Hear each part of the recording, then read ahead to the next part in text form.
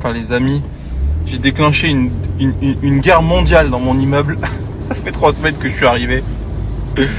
Ouais, c'est ouf. À chaque fois que je vais quelque part, c'est moi qui dois peut-être être différent des autres. Et pourtant, je vous jure, je suis quelqu'un de bien élevé, de bien éduqué. Je dis bonjour, je suis propre, je suis calme, tu vois. Je fais pas de bruit, je fais pas de fête, je fais pas de trucs bizarres, tu vois. Je suis un mec bien élevé, tu vois. J'ai été éduqué, vous avez vu comment je suis, tu vois. Je suis pas un sauvage, mais je sais pas, il y a un truc, à chaque fois que je vais quelque part ça doit être moi le problème en vrai, parce que il y a une question de statistique. Si à chaque fois que j'emménage quelque part, ça se passe mal, c'est que le problème il vient de moi en fait, je vous jure. Ça revient un peu à ce que je disais hier, c'est intéressant comme conversation sur le fait de pas être conformiste, tu vois, d'être différent des autres. Mais tu vois, j'en suis conscient, donc c'est déjà un premier pas, tu vois. Quand on sait qu'on est malade, c'est que déjà on est presque plus malade. Bon, ça va pas jusque là, hein, mais je suis conscient d'un truc. En tout cas, alors, je reste un peu persuadé au fond de moi que les gens sont un peu malades au fond, mais bon, ça c'est peut-être mon ego qui me fait penser ça. Mais je vais vous raconter qu'est-ce qui se passe. C'est que vous avez vu, j'ai mis une photo il y a quelques jours où j'ai garé ma GT3 RS et mon Alpine en ligne. Et en fait, vous le voyez, je vais remettre la photo sur la place, il y a une délimitation que sur une voiture au fond. Et ça gêne absolument personne qu'il y ait une deuxième voiture collée à la première. Vous savez, c'est les immeubles années 80 où c'était des immeubles où en fait on s'en battait les couilles de l'espace. C'est-à-dire que mon hall d'entrée, il fait genre 100 mètres carrés. C'était les immeubles bourgeois de l'époque. On n'avait pas de notion d'espace plus que ça. Aujourd'hui, 100 mètres carrés à Boulogne, je dois être entre 10 et 12 000 euros. Ça fait 100. T'as 1 200 000 euros rien que sur mon hall de mon premier étage de perte.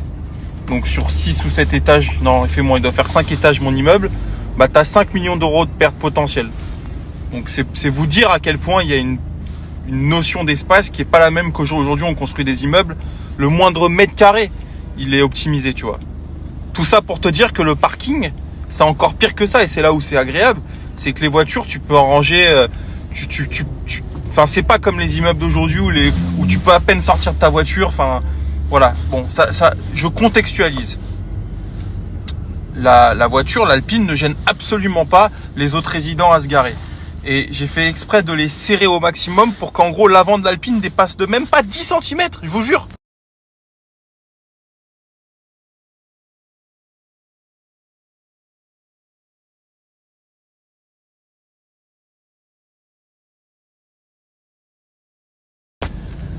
Et donc, forcément, je m'y attendais.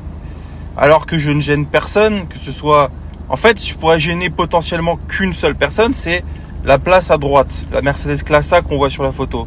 Or, cette personne, je la gêne pas puisqu'elle se gare en avant. Et en fait, on voit pas, mais par rapport au sens de circulation, elle est obligée de venir à droite. Donc, elle a rien à faire sur ma place.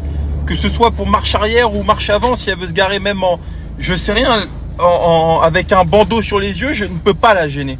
Donc factuellement, je ne gêne personne. C'est un fait. Et putain, ça a déclenché une guerre mondiale ce matin. Message de mon propriétaire, parce que je suis locataire là où je suis.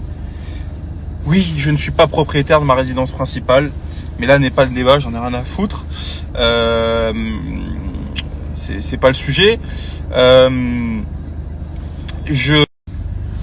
La gardienne qui vient sonner chez moi comme si j'étais un fugitif.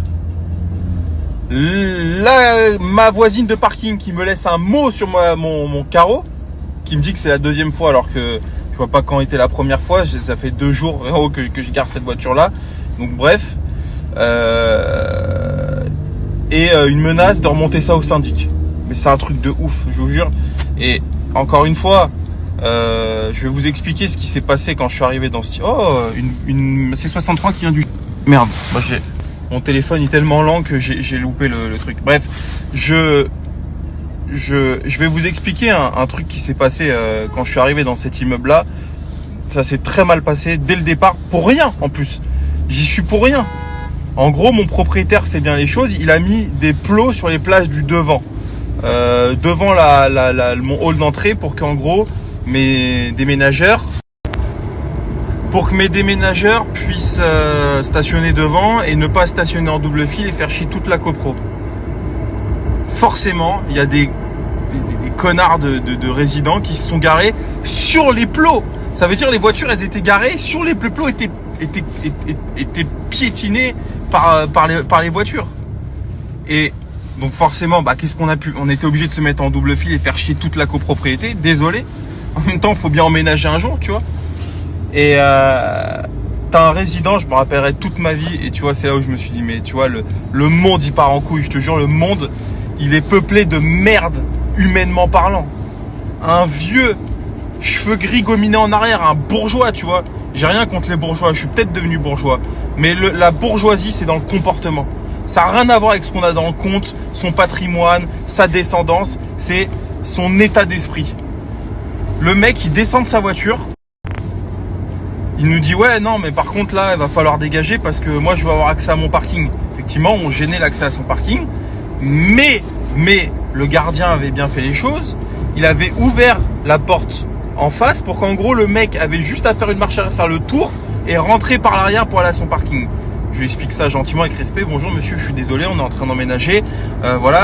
Est-ce que ça vous dérangerait juste de faire marche arrière pour rentrer par là? Parce que là, il y a des résidents. Bref, je lui explique ce que je viens de vous expliquer. Le mec me répond texto. Monsieur, c'est pas mon problème. Vous avez qu'à emménager, en gros, dehors de la résidence et se taper 500 mètres avec les meubles dans les bras. Frérot, j'ai un Roche-Beaubois, il pèse 100 kilos. J'ai une Clio, frère. Tu vois, genre, c'est pas possible, tu vois. Bon bref, je lui ai pas dit ça, bien évidemment, ça c'est ce que je vous dis pour rigoler, mais en fait je lui ai dit, monsieur, mec, c'est pas bien, c'est pas gentil. Est-ce que c'est plus compliqué pour vous de faire le tour, ça vous prend 30 secondes, ou nous se garer à l'autre bout de la résidence et que mes déménageurs ils galèrent à porter les meubles, etc. Il pleuvait, en plus il pleuvait, donc je vous dis pas les meubles, etc. Je lui dis, soyez un peu humain, enfin je suis désolé, vous avez certainement emménagé un jour, etc. Non monsieur, vous n'avez pas à me dire ce que j'ai à faire, etc. Alors, je vais juste demander, tu vois. Donc au final, le gars, j'ai dit stop, le débat sert à rien. Le gars, il est resté en mode klaxon comme un mongol pendant 10 minutes, ça faisait chier toute la résidence. Ce qui s'est passé, que on n'a pas eu le choix, que mes déménageurs fassent demi-tour pour que le gars passe. Et les autres résidents ont joué le jeu, tu vois. Mais insupportable. Et ça, je me suis dit, mais je te jure, je travaille dur pour réussir dans ma vie, mais je veux jamais devenir comme ça. Être mal baisé comme ça, c'est horrible. Et c'est exactement ce qui se passe pour ces histoires de parking. C'est insupportable parce que ça ne gêne personne que je gare mes voitures comme ça, mais absolument personne. Au contraire, c'est un spectacle visuel pour les gens. Moi, je trouve ça fou. Il y a un de mes voisins qui a un Turbo S-Cab, bon blanche, intérieur rouge. Je suis dubitatif sur la config. Mais quand je passe devant, je kiffe. Je veux cette voiture. C'est mon rêve, une Turbo S-Cab, tu vois. J'adore. Bon, voilà. En vrai, on devrait venir me voir en me disant merci Benjamin, tu exposes tes œuvres d'art à tout le monde. Il y en a qui payent un musée pour aller voir ça, tu vois. Moi, j'exagère un peu, mais vous voyez ce que je veux dire, tu vois. Bon, c'est insupportable, je jure. Mots sur la voiture, la gardienne qui tape à la porte, mon propriétaire qui m'envoie un message, la voisine de parking qui menace, non, pas qui menace, qui fait remonter l'info au syndic. Et j'ai l'impression d'être Jack Mérine. Vous savez que si on l'appelait Messrine, on se prenait une balle, hein. Bon tu vois, c'est bien, moi ce genre de choses ça me fait réagir et je me dis, tu vois, il y a 5-6 ans j'aurais insulté tout le monde comme un mec, comme un taré, tu vois, j'aurais pété les plombs, j'aurais fait, tu sais, un peu comme un mec qui serait pas comment dire, équilibré, tu vois. Là aujourd'hui ma réaction c'est de dire ok, c'est ça, mais cette année je vais me déchirer, frérot, je vais acheter une maison à Paris. Une maison à Boulogne, je vais acheter. Je veux plus être dans les copropriétés. C'est plus possible. J'en ai marre. À chaque fois, ça se passe mal. Mon dernier appart à Boulogne, je vous jure, pour rien en plus. Ma gardienne, elle me détestait. Elle me disait pas bonjour. Je pense que c'est lié peut-être au fait que je sois jeune, j'ai des grosses bagnoles. Donc les gens, tout de suite, boum, une étiquette d'un enculé de fils à papa, tu vois. Je suis sûr que c'est ça. je veux pas penser ça. Je veux pas penser que les gens soient jaloux parce que quand on regarde les gens qui sont propriétaires dans cet immeuble-là sont bien plus riches que moi. Même si j'ai 400 000 € de caisse garée en bas dans le sous-sol, le moindre 100 mètres carrés dans un immeuble comme ça, c'est 1 million, 1,2 million, tu vois. Bon, voilà. Et pourtant, on les regarde pas de travers parce qu'ils ont un appart à 1,2 million, tu vois. Donc, je sais pas, à chaque fois que je suis allé quelque part, ça s'est mal passé. Je dois peut-être, je pense que je suis pas à ma place. Pourtant, je suis pas, tu vois, quand on me voit, on se dit, le gars, il est, tu sais, je suis pas là, arrivé avec des cheveux rouges, je suis pas, je sais pas, toi, j'ai pas une tête de drogué, je suis plutôt, je pense que mon intelligence, si j'ai bien un talent dans la vie, c'est cette faculté à se fondre dans la masse socialement parlant. Que ce soit chez les riches, chez les pauvres ou chez les gueux comme moi, tu vois. En fait, pour que ça se passe bien, il faudrait que je roule en Renault Capture et que voilà quoi, c'est tout. Mais comme j'ai dit hier, le conformisme, je peux pas, j'en ai marre.